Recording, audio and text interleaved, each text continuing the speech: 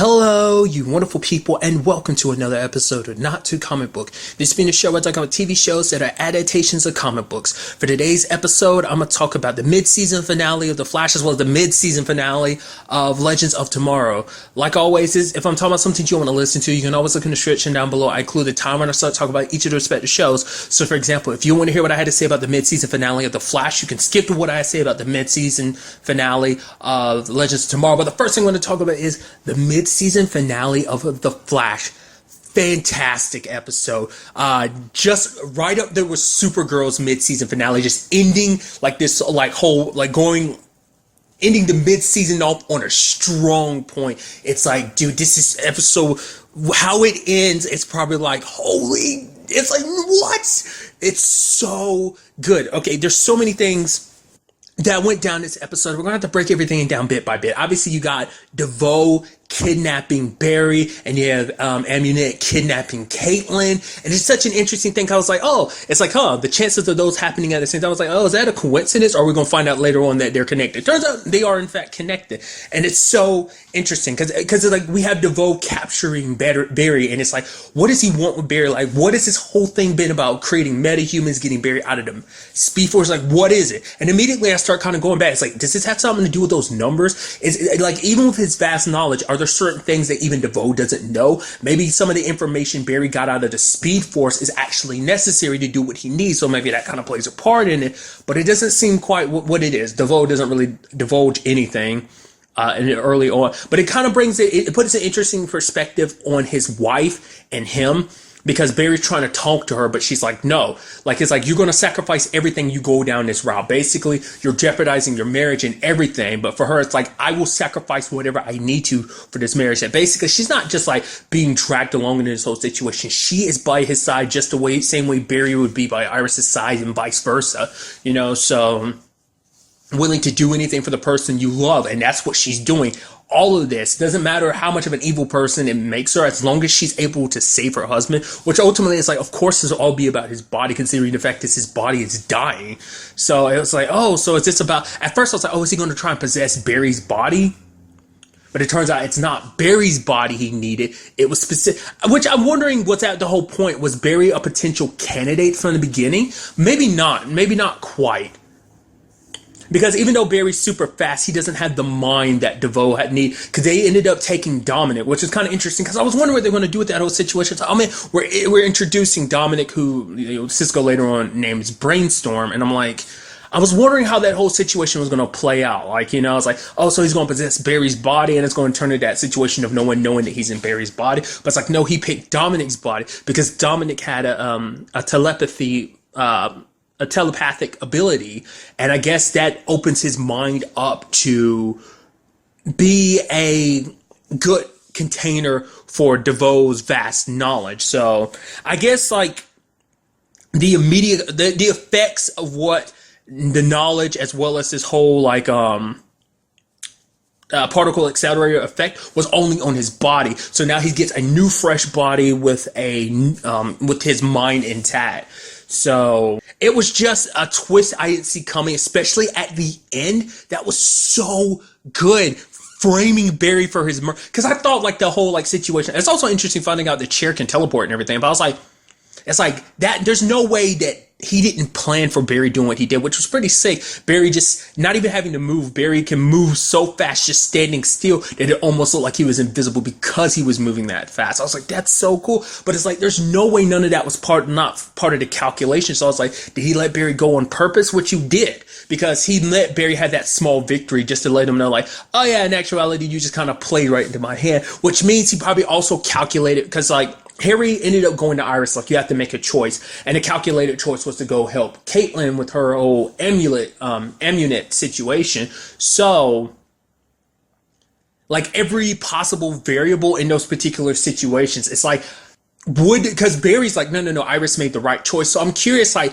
would things have been different if she had gotten to going to Barry first than this? But it's just like, the fact of the matter is, set it up with DeVoe's old body stabbed with a knife in Barry and Iris's place, and the cops are there, and you see Barry kind of like about to use his summoning up his speed, and everything starts slowing down. But Barry looks at the picture and him, Iris, he's like, don't run. I was like, oh my God, I was like, what is Barry going to do? It's like, oh man, I was like, oh, this sucks. He's going to run, isn't he? And he's like, don't run. And he surrenders. Barry could have easily fixed that situation, could have made things bad by like cleaning up the scene, which I think like, the thinker knows that that's not what Barry was going to do. Like Barry, he wasn't going to do something evil like that, even if it is he's being framed or whatever. And he easily could have run away, but all that would have done was made matters worse, because all that would have meant is that Barry would be running for a long time until his name gets clear. And it's like, no, I'm not, because he made talk to Iris earlier, and it was that beautiful thing. And it's so cool when you do that, because it's like, because the fact is that line at the beginning about him not running anymore is because it's like for the first time in a long time he's felt in peace. For him, running had always been his peace, like gave him peace anytime, like ever subsequently since getting his abilities. But now he feels that with Iris, because she was pointing out the fact is, you're doing everything at normal speed. You haven't been using your powers lately. I don't get that. And it's like, that's why. And it's like it foreshadowed this event, and it's like you got Barry getting arrested. It's like it's so good. Because basically it also puts in perspective, like, everything Caitlyn did, getting to know Dominic and helping him out, was all which ultimately led to them kind of playing further into DeVoe's hands. That's just what makes him so deadly, because it's like, there are no accidents in his situation. Like, everything has been calculated for him. I'm like, that's so good, because ultimately their plan is something known as the Enlightenment, which then begs the question, like, I'm wondering, because at the beginning they still were like, no, all that stuff from the Speed Force, that's just gibberish from Barry. It's like, I don't think it is. I think it has some importance. Maybe it'll pop up later on, or maybe it actually does have none. But it's like, there's so much information that Barry got access to while he was in the Speed Force. Maybe it was just the fact is it fried his brain a little bit. But I'm curious, like, does it have anything to do with what DeVoe's trying to do? What is he trying to do? He's trying to enlighten people, trying to be the teacher in a regard. So it's kind of like elevate human thinking beyond what it is now. For what purpose? I don't know. It's basically, it's almost like they want to continue their work, and now he doesn't have a ticking time clock against him anymore now too. So that's such an interesting it's such an interesting thing, And aside from like framing Barry, because everything has already been laid out, because it already puts Barry and DeVoe at odds, because it was like, oh, like DeVoe had to get a restraining order against Barry. I figured it was going to come back, but I didn't expect it to be like that. I was wondering what that was all about. I know it's kind of to besmirch Barry's name a little bit, and it's just like, oh, so well done and calculated. Like I said, he's easily becoming one of my favorite villains so far on those last, just because of what he's doing right now. A villain that just kind of outsmarts you at every angle, because every other villain Barry's been up against, it's like they're being faster or rather stronger than him. I mean, more so faster because, them being speedster, but this is an enemy that the whole situation comes up. Like, Barry can move fast, but his mind can't move as fast. Like, Barry's no idiot, but no one can compare to DeVoe's brain in this state. And it's like, how do you fight that? How you fight someone who's seen thousands of moves ahead of you before you can even think? Even under a second, could probably come up with 1,000 plans of counterattacking against you. And it's like, holy crap. I mean, obviously you had Joe being super pissed off in this episode. It's like, where's my son? And it's just like, it's taking everything Joe's got not to hurt him, especially because he's got Harry there kind of keeping him like cool and calm, because it's like, oh, there's always the chance, children, they run away from home. It's like, you bastard, I hate you, but I love that I hate you. It's like, come on, dude. And it's also kind of interesting too, because another aspect of this episode I really like is it brought up the whole aspect of Caitlyn, because it's like, oh yeah, like baking soda, that was kind of an inside joke between Frost, Ralph, Cisco, and Harry. And then like you have Caitlyn being like, wait, what? You hang out with Frost? So like, I mean, yeah, she's pretty cool. And I'm like, that's so funny. And then you have like Caitlyn being like, yeah, it feels like everyone's just like, oh yeah, Frost is so awesome. She's so cool. She's such a badass. And then immediately my brain this could be me overthinking it, but part of me goes, is that kind of like a little wink and a nod to the audience, or the audience like, oh my god, Killer Frost is so awesome, Caitlyn should be Killer Frost all the time? I wonder, is that what that's supposed to be or not? Like I said, that could be me overthinking that, but that's so funny to me that's just like it, because it seems like it could be like a real thing. It's almost like she was almost talking about the audience, talking to the audience about that. It's like, yeah, it's like you guys just think, oh, she's so much better and awesomer than me. And it's kind of weird that when Amunet had her, like she almost gave her a pep talk because it's like, oh, learned a little bit more about Amunet, that basically she was a stewardess. She felt like she never had much power, but the moment she got her power, she didn't feel powerless anymore. And it's like, look at you, Caitlyn. You came from a good family. The fact of the matter is you've always been super smart. So even before your metahuman abilities, you were something. And it seems like Amunet, everything she does is kind of making up for the fact is that, in her mind, she wasn't anything special. She had nothing going on for her. But now she does. Now she's like running this criminal organization and everything. So I was so certain that this whole episode was going to be like, her aspect would be like, no, I'm about to get revenge on Frost. But then she came looking for Caitlyn. So it kind of bums you out a little bit, especially because her and Dominic kind of bonded this episode. So, also, is that the same? I don't think it is, but for the actor seems so familiar. I don't think. I don't know. Like I'll probably look it up later, but the actor who played Dominic looks so familiar to me. So I guess that ultimately means that everything he did with the bus, in retrospect, is kind of like it was all for the purposes of trying to create a metahuman that could house his abilities, which begs the question, like, did he calculate that?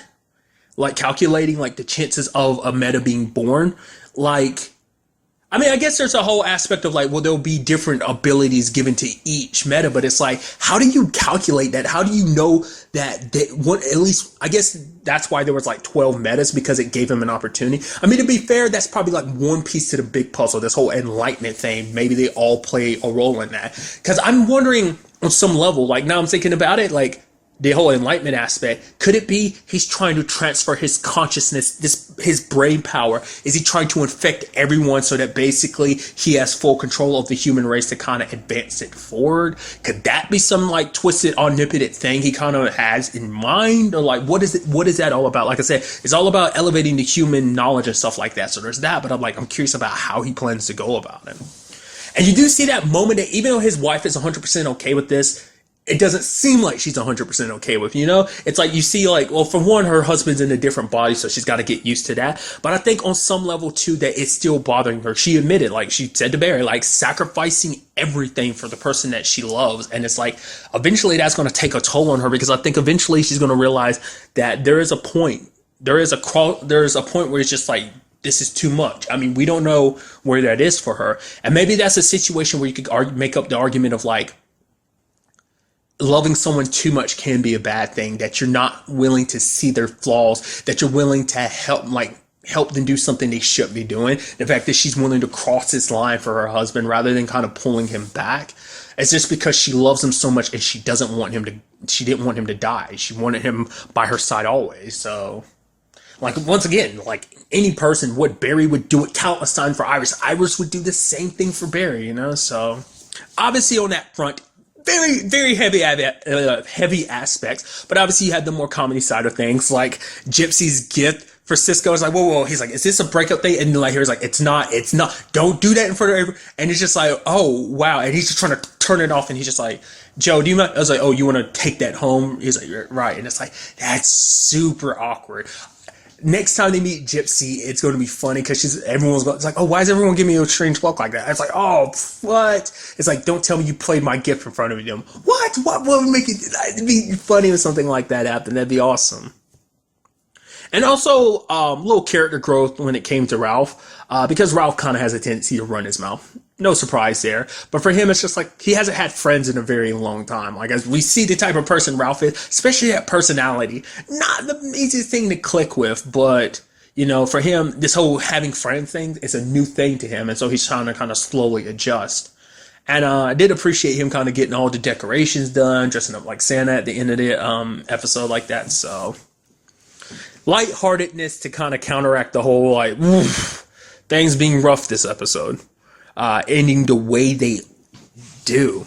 Now going forward, it's going to be about trying to prove Barry's innocence. Barry has never been in a situation like this, and I'm like, obviously from a show perspective, it's like, it's so fascinating, so interesting. Obviously, like, because also from the show perspective of like, man, this sucks. Why did this have to happen? But it's like, for storytelling purposes, it's kind of interesting because like Barry's never had like It's actually kind of interesting because he's like on the same lines that are.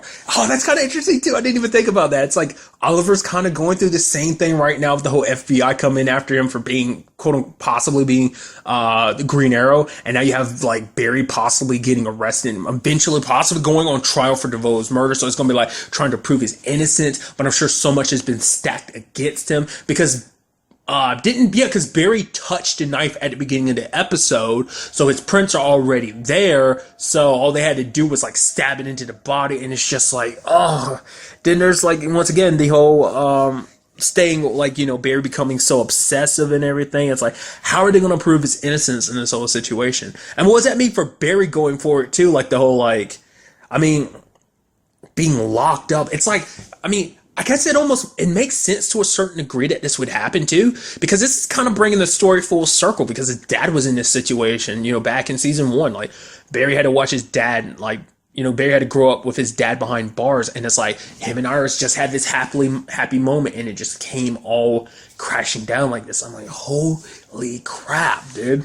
It also begs the question too with this whole DeVoe thing. Does that mean that Dominic is going and like has his brain been completely, like, who he was, essentially everything that made Dominic, has that been completely overwritten or not? And along those same lines with the whole Dominic thing, does that mean it will last? Is this like a permanent thing, or will his abilities eventually take a toll on his body too? Because that was all because it happened to that body, the part of the dark matter and stuff like that ended up messing with his body. So now that he's in a new body, like, he's safe, right? Or does that mean eventually his brain will take a toll even on his body, and eventually you have to switch to another one too? I'm curious about that. Once again, I threw it out there earlier in the season. I was like, oh, is the Thinker supposed to be like that other character, who the character I was thinking of at the time was Brain, but I think they're separate characters. But it's like, I could easily see this being like a thing where it's like they could have set it up to be like eventually he becomes Brain, like, just because of the way his character is. Like, oh, the fact is, like, only thing that's still intact is his mind, and ultimately,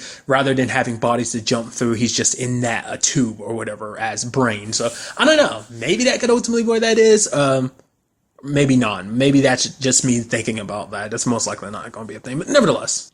And now I'm sitting here thinking about it, the whole conversation about, once again, the other metas, it's like, was there different distinct abilities like that? Like, it makes you wonder, like, how, like, once again, like, DeVoe had to have calculated what kind of abilities must have gone happen because of the Speed Force, the dark matter from the opening of the Speed Force, and it's like, maybe these specific abilities are all a part of his plan too, that they are something that he can use moving forward. I mean, does that change anything because Ralph is on the good team rather than being on a bad guy? Does that change things? Once again, it's probably a calculated move. Like, how you don't know what's been thought of, because the moment you think of it, it's like, well, actually, DeVoe came up with that 500 steps ago. It's just leaves you conflicted like that, and it's so good. Once again, it's like it's that amazingness. Like, Supergirl mid-season finale ended on a strong point of, like, she was outmatched. Barry was done the same, but in a different way, and it fits this villain, the Thinker, to outmaneuver Barry, and it's so good.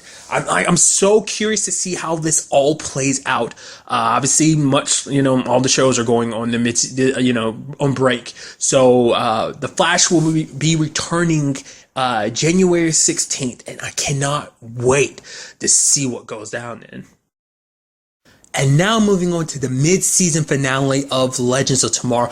Another great episode, a great mid-season finale with a lot of stuff that went down this episode. I really appreciate it. I think they did a fantastic job continuing the Stein storyline. Like, obviously, we're using a younger Stein, and him and Jax crossing paths. Obviously, him becoming an anachronism, and just like, losing Gray being so recent for Jax and still dealing with that. I thought that was so beautiful. And it's not even just Jax. Let's face it, the entire team is dealing with it. Which I love the fact that you have Leo being there, kind of a therapist with the whole Stein puppet, which is weird and creepy. Which I get it. It's supposed to be therapeutic. It's supposed to be like, okay, here, talk to her. Each one of the characters kind of reacting in their own way. You had Amaya having the reaction of like, almost like, wait, what? And you have Nate being like, okay, no. Get the voice right. Get the tone right. You have Mick beating the crap out of it just because he doesn't like puppets. So I think that's also like, well, that's kind of mixed way of handling his grief too. So because even he was saddened about this whole situation, because ultimately when it's all said and done, this is a family, and they lost someone very important to them. They've been together for so long now, even with the newbies part of the team, last season obviously got Nate and Amaya, but even then they're still a part of this family, and for them it hits them just as hard. But obviously amongst anyone, it's going to hit Jax the hardest, and it's just like, it's so heartbreaking. And then you see him almost like, it's like, oh, he's reunite with a younger Stein. And then I'm like, wait, could they be setting this up so it's like younger Stein ends up joining the team, which is weird. It turns into that, it would turn into that sad situation where like, yeah, because it's kind of like, go ahead and make a Doctor Who reference here. It's kind of like River. Like, it's like, oh man, River's here. Because every time you see River, you're like, oh, you think you know where her story is going to end up. We've known since season 4 where River's story ends. So I was thinking maybe do something like that, but it's like, nah, that'd be kind of depressing too. But it coincides with the fact that it's like, no, like, because this episode made Jax have to deal with that. Like, he tried to warn him to, because Zari's like, no, find a loophole. Because for them, it's like, we should change, we can make it so that Grey lives, but you have Ray being like, no, we shouldn't do that. That's not what Stein would want. But Jax is like, I've been connected to him for like 3 years, so how are you going to tell me what he wants? Which, in fact, the matter is, Stein is the one that's always been about, like, not changing the timeline, especially because ultimately, it's just because Jack's in an emotional state. The fact of the matter is, this is a moment where it's like, you do this, you change everything. This team might not exist. Who's to say, like, a lot of situations would have played out. Like, Firestorm has played a key role in a lot of stuff, like, especially with Barry and, Eobard. Like, in the first season, him and Oliver worked together with Barry to stop Eobard in the first place, and it's like, that's a moment that would change drastically. Their adventures would be drastically different if it wasn't for Stein. So it's like, there will be catastrophic consequences for doing something like that. But you do have, like, and once again, Zari brings that perspective of just like, well, no, like, you need to find a loophole around it, which he did. But I had a feeling Stein wasn't going to take it. But then there's a part of me that's like, oh, maybe Stein faked his death. But it's like, I don't know. 'Cause I feel like they would know immediately if something happened. But it's like, no. Because Stein knows, like, the fact is, he's like, I had a good life. I lived to be like 67. It's like, that's good. Maybe it's not the full life that you thought I would have, but the fact of the matter is, I went on so many amazing journeys. The fact is, you have to let me go. Let me live the life I live so that you can live the life that you need to live. I owe you that much. Pretty much reflecting what Stein had said, during the crossover and everything. And it's just like, because it's not just him. Once again, it's like everyone's dealing with it their own way. Because even Sarah's like, bottle your emotions up, put them in a box, and lock them away, which is never a good idea. But it's just for them, it's like, we got this anachronism to deal with. Like, let's fix this situation. Don't let our grief kind of get in the way. So, which I love this episode too, because it dealt with Vikings and, like, it kind of taps into Norse mythology a little bit, which kind of a huge nerd when it comes to Norse mythology. I think it's kind of interesting too, because it's a Norse mythology episode, considering the fact that it's like, oh yeah, like Thor Ragnarok came out this month too. So I just thought that's funny. Like, I mean, that's probably literally nothing. It's just, I don't know, like, immediately my brain kind of goes there because of everything. I do love that Ray's kind of like, oh, we should dress up like God and just be like, oh yeah, give us Beebo, which I love that. That's so good in a dumb way, because it's like, oh yeah, we have this dumb toy. Yeah, they're worshiping it as if it's a god, and it's like, that's so cool. I mean, more so, it was like Leif's sister, wasn't named Freda, like, kept interpreting things like, oh, I'm hungry. It's like, it wants justice. It's like, it said it's hungry. How did you read that? But it's just, it was so good that all this started because of it. Because when they said blue person or whatever, I was like, oh, they're talking about Stein. Stein's kind of their god or whatever. It's like, no, the toy is. I was like, that's so beautifully done. You had Snart and Mick kind of bonding a little bit this episode, because for both of them, and it's something, Leo admitted to himself, it's like, me coming on this ship wasn't just about helping you guys get through your grief, it was about me also dealing with mine, because he lost his Mick, whereas this Mick lost his Leo, and Leonard Snart, so it's kind of like them butting heads, because it's like, oh, you're not like the person I lost, but at the same time as we both lost someone, so it's like, we are a good team together, so we kind of have to, so it's interesting to see them kind of bond again, especially because this Snart isn't a criminal like the Snart we knew. Which even then he transitioned over to be a hero, but still, like, it's not the person he knew and grew up with. Like, because, you know, just like Earth X, Snart and Mick had their past, so does Earth 1, Snart and Mick. So, but I love that later on the person to pop up is Damien Dark pretending to be Odin. Never got an explanation about that whole, like, spear or trident or whatever it was that he was using that was shooting out electricity. I was like, what was that? It was never even explained. Him just popping up as being Odin. And I love what they did near the end of the episode, making it like, okay, this is how it's going to go. Sarah sneaks in there and immediately gets her neck snapped. Didn't expect them to actually show that, but it's like, no, that's what would happen. I was like, whoa, what's going on there? I was like, oh, she's got a plan, doesn't she? Because she's like, I got a plan. And it cut to that, and then it cuts to be like, whoa, you're just going to get yourself killed. I'm like, oh, that's so good. And they're planning it out. They're like, oh, it'd be like this, and then, you know, Damien Dark will probably say something a little like kind of a wise alley. I forgot what the exact words were they said, but basically come up with a smart retort, and just like it playing out like that, and even Nate having a retort back to him, like, oh, got performance issues or something like that, which I'm curious why that works the way it does. The fact is that Dark's power can't work on Nate the way it typically would. I guess it's because, like, maybe his powers. Have they ever really explained? Because even they brought it up this episode, because even, like, the Time Bureau doesn't actually know how his daughter or his magic work. So, and then the fact is it did like that makes me wonder, is it like a blood thing? Because the fact is he couldn't do anything to Nate in the moment Nate steeled up, and I'm like, maybe it had something to do. I mean, he eventually was able to push Nate back and make Nate kind of knock himself out kind of against his own skull, but nevertheless, it's like, why didn't it work at first? So, or maybe it's just because I'm probably definitely overthinking it. It's just because he's so heavy and, you know, steeled up. It's not an easy. Well, no, because ultimately Dark pushed him anyway. So maybe it is connected to blood. Maybe there's like one side of his power that works on blood, you know, works on your ants. I don't know. I'm super overthinking that, I'm sure, but it was also interesting when you saw what happened to Nora. She got knocked out, and you saw Dark act the way you never saw him act before. Oh, I'm such an idiot. You know what I just remembered? I completely and utter forgot until just now. I'm such an idiot. I forgot he already has a kid before. Like, we literally met his kid back in season 4. I totally forgot. I can't remember. Did he have a little boy or a little girl then? I guess, because I'm thinking, like, obviously this is the same person, but I don't remember. I thought he had a son, but I know he has a daughter. I was like, why didn't that click in my head? I was like, oh, this is a daughter he didn't know about. I was like, oh my God, that's crazy. It's like, why? The idiot side of me didn't go, oh yeah, how is that possible? It's like, oh yeah, because I completely forgot about it. Like, yeah, he had a wife and everything. I forgot. Who killed his wife? I don't remember, because that's what set him off in season 4 at nearing the end. Was like his wife dying. Was it Anarchy who did it? I can't remember. Oh, it's been a while. I cannot believe I just realizing that, like, legitimately just realizing that while I'm recording this. I'm such an idiot for not putting two and together. Because I've always focused so much on Dark, I completely forgot about the family element of his wife and his child. I completely let that slip my mind. I'm such a damn idiot. Holy crap. Nevertheless, I don't actually remember what I was saying now. I got so distracted with that.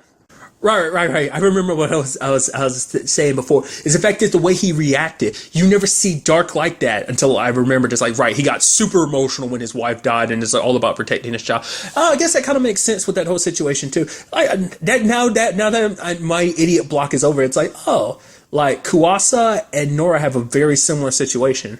Is Malice picking up, like, kind of strayed people from different situations? Because obviously Amaya, like, her whole family situation ending being the way it is that left Mari and Kuasa, like, you know, growing up in the foster system, obviously they owed a little resentment towards her family. And I guess Nora kind of feels the same way about the Legends, because it's like, well, Heroes, not only they killed her dad, leaving her with nobody. She already lost her mom, so now left her with nobody. But I think because the reason why I forgot about that is because all we saw was 100% villain, which even then, it's like, in season 4 Arrow, you saw like 95%, villain dark, but you did see that he cared about something, his family, what was important to him. So obviously, but obviously, like last season, you never see any of that because that was dark without any connections and ties. But this is differently. So it was just kind of interesting seeing him like that because you don't see him like that very often. It's just like, ha ha ha, here I am being maniacal bad guy, essentially, So. But what I really loved about this episode, two things. One, Sharp showing up, kind of being there with the team when they're like trying to figure everything out. Immediately, the moment she popped in this episode, I was like, oh, her and Sarah, especially because during the crossover, there was a whole like, well, she kind of referenced like, oh, she has her Maggie, like Alex has her whole Maggie situation, like, Sarah still struggles with her own Maggie situation. I'm like, right, like, and it's like, oh, and it's like maybe that kind of sparked some stuff in Sarah to be like, oh, kind of take that step forward. And I mean, she's not had like a serious relationship in a long time. I'm like, oh, her and Sharp, very skilled, not liking each other at first. I'm like, okay, I can feel it. I was halfway expecting them to kiss or something this episode, but it's like, no, we're just friends. But I'm like, no, that's already set in my head. It's like, go ahead and get together. It's like, I want you together now too, because I'm like, I like relationships where it's like you start off hating the other person and then you eventually grow together. I guess it's almost like, in Weeb terms, Tsundere, I think it's the proper pronunciation. I've always had trouble pronouncing that over the years. But kind of like a tsundere situation of like, oh, that person warms up to you eventually, even though they start off hating you. I think that might be kind of like Sarah and Sharp. I think that'd be so cool. I mean, that's where my mind is on that whole situation. But what I thought was so fascinating is the fact is that the dude that's current Bennett running the whole time Bureau is kind of like, yeah, leave Dark into his daughter-in-law. It's like, wait, what? They're literally going through time, messing it up. You're literally there. You're literally talking about the legends messing everything up, and you're there fixing time and whatever. That's your whole point and everything for existing. But you're like, nah, let Dark and his daughter do what they're doing. It's like, what? They're screwing up time big time. But mainly it's because it's like, well, we can't fight them. Every time they send more people after them, they die. But still, it seems like, so you'd rather do nothing? That's worse. Holy crap. That blew my mind. And then it's like you find out that Rip is in prison, which I'm sure Sarah kind of starts feeling a little guilty about. But to be fair, Rip put himself in that situation, pushing so hard, not listening, kind of betraying his, the legends the way he did, kind of going in like all half caught like he did. But also really quickly, this episode answered a question I had too. Is like, well, what does this mean for Jax with the whole Firestorm situation? That's something I brought up during the crossover. It seems like he can't use Firestorm. It's like Firestorm needs both half. I guess they never really they were, because Gray was in the middle. I feel weird every time I say it. Stein was in the middle of like trying to figure out a way for Jax to keep the abilities without him. I mean, to be fair, we don't really know. Maybe the potential was there and Jax just hasn't really tried. But like, I was curious about what that would mean going forward, but it seems like it's basically going forward, for at least for right now, with Jax leaving. Didn't see that coming, and it's just like, that's so heartbreaking, because it's like, oh, he wanted to stay, and he was fine if that meant Gray leaving, because that meant like, okay, Gray would be his family and everything. And obviously, during the crossover, we know that really kind of finally took its toll of like, no, it's just like, we've been together, we're like family, and like now you're leaving. It finally kind of hit him and dawned on him, and now it's like Gray's going in a different fashion, so I don't know, it's just sad, and it's just so interesting. It's really messed up too when you think about it, because it's like he never really got to know his dad, but now it's like the dad he kind of grew up knowing a little bit, that being Stein, who was like a father to him, is going now too, and it's just like, that sucks. So you can understand why he needs time, because it's like, because I like too that they make it so it's like, no, this isn't something you get over really quickly, because that, like, Gray was the other side of him. They were so connected for so long. In his words, like 3 years they were connected, and now it's like that connection's gone. And I think it's kind of like almost like a phantom limb type of thing, where it's like once a limb is going, but you still kind of feel it from time to time. I think that might be what it is, kind of like for Jax. I think from a telepathic and empathic, wavelength, that's kind of how it's hitting him too. So I did appreciate the fact that Sarah's like, I'm not going to let you just leave without saying goodbye, and they had like a final like get together and everything. So just to see how, and Jack's bringing it up, basically look how far this place has grown, like from people who were all broken pieces who finally came together and made something great, who became these legends, these non-important heroes all becoming not just this group, but becoming a family, you know, that he knows no matter what happens, he always has his family to come back to. And it's like, oh, that's so, it's like, it's sad to see Jax going. But lo and behold, the little stinger at the end, we have Constantine popping up. I lost my, I was like, what? Shut up. I was like, that's so cool. And the moment he's like, oh yeah, it's like, he's talking about Sarah. I'm like, what? You know Sarah? You and Sarah crossed paths before? And I'm like, right. Like, you literally popped up in season 4 to help her get her soul back during that whole, like, Lazarus pit situation. I was like, right. Which is so cool. Because Constantine is kind of like the Flash crossing over with, did this happen before the Flash crossover? It did, didn't it? Yes, it did. That was roughly around the same time, because I think was Constantine still on at the time? I don't think it was. I think it was like that around when it got canceled. But nevertheless, it's so cool to see him popping up. You know, I was like, oh, dude, that's so cool because I want you to pop up more, Matt Ryan. Oh, you're so cool. Especially because Constantine's not like a character in it. Like I said, it wasn't until the show came on that I was like, oh, that's part of the DC universe. I had no idea. I knew about them like it because of the whole Keanu Reeves movie, sure, but it's like I never knew that was like based in the DC universe. Him part being also, I guess this could arguably be like them setting up like a Justice League Dark situation going on. Well, the fact of the matter is too, I think it's a situation where Constantine kind of continues in like a animated format, much like Vixen does. Because I remember seeing something on the DC YouTube channel that was connected to it. If I remember correctly, it's like an animated series is coming to Seed. Like kind of the same situation as Vixen exactly. So I think that's what I remember seeing like a little while back. So I was like, right, I completely forgot about that till now. So that could be like all like interwoven and connected like that. We have Vixen, but it's kind of like it's there in the story because obviously we have Umbaya, but at the same time it's like Mara's kind of doing her own thing in Vixen, which is interesting enough. If I'm like just from hearing the voice, it sounded like in an animated series it was Matt Ryan as well too. So I don't know. That got me very interested, especially because he was like, oh yeah, he came across a demon. And it's like, yeah, that demon had to say, it said your name. It said Sarah's name. It's a demon that's possessing a little girl. So it's like, how does it know your name? Which also, it's like, how the hell did you get on aboard the Wave Rider? I mean, I know you got all that magic and like, well, dark magic and stuff, like all supernatural magic stuff under your belt. I'm all over the place with that, sorry. But it's like, how did you do that? Like they landed the ship and you just magically popped up like that. Still pretty tight. Because in this episode, we did see Sarah kind of meet Mollis to a certain extent. Because the moment like he was about to leave, the moment Dark was about to leave, like she grabbed him and got time traveled with him, but it seems like she ended up in an empty space. So I don't know whether it's a situation of like while she was teleporting through time, he yanked her off of the beaten path through time to do that, which is so interesting that he was able to do that. It's like, how do you do that? Or do they all end up there? Because it can't be, I mean, maybe at some point in time they end up there, but it's like, that doesn't seem like a place you can just get to. Because even then, like Sarah was there by herself. There was no Dark or Nora. So it's like Mollis picked her out. And it's like she was in the middle of time traveling when you picked her up. It's like, so that shows you just how powerful he is. The only person I would assume that could do that is a speedster, because you saw Jay did it to Barry back in season 3 when Barry's trying to go back in time and reverse the current timeline he created.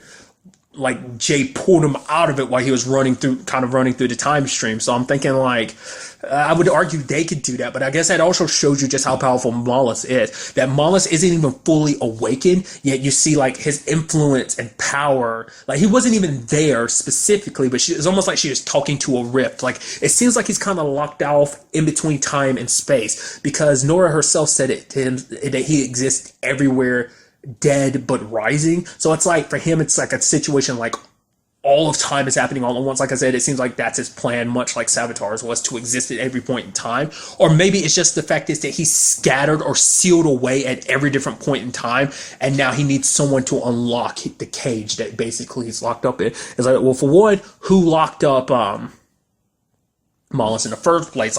Like we still don't know much about him at all. So basically had the plans of basically like, oh, I'm gonna rain pain and darkness everywhere, essentially. That's me paraphrasing, but it still kind of holds true. So The fact is that he got, I guess that also shows you what level Mollis is too, that Mollis isn't just some monster, like some human or something. Like, he must be a demon, especially now that Constantine's kind of stepped into the picture in the fray. So, I don't know, like, it brings up some interesting stuff, because so far the show's always been like, nah, this is a science fictional show. Now we're like stepping into the more magic, supernatural realms, and I'm guessing we're going to get that more and more with Mollis. I mean, to be fair, Dark is here too, so, and let's not forget, because Dark didn't have his powers in season 2. That was before he got to his totem and everything that could use his magic. So I don't know, like, I'm super excited to see what they do. Like I said, great mid-season finale with that little setup right there. Sadly, we will have to be waiting even longer compared to the other shows, because this will not be coming back until February. I saw a date pop up at the bottom, but I'm pretty sure that date was wrong, because it's not important, but all it says, because every other time you wouldn't see a specific date, it just says February 2018. Because in January, when The Flash returns, Black and Lightning will be premiering, which I'm super excited to check that out as well. So I don't know whether it's going to be a situation of Legends is moving to a new night. I'm sure that's like, rearrange the schedule, see how everything kind of plays out.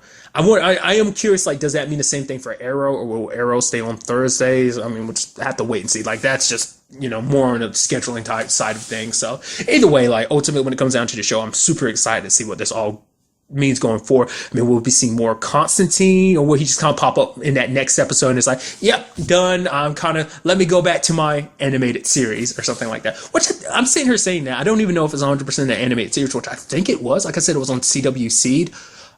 So I'd assume so, not unless it's just like a movie thing, but it seemed like it might have been a series thing. But nevertheless, like I said, all of this, we just kind of have to wait until the next the show returns to really kind of see how everything progresses. But really, that's all I want to talk about in this episode. Till the next time we meet, be happy, be safe, live life to the fullest, and enjoy it. Good day and good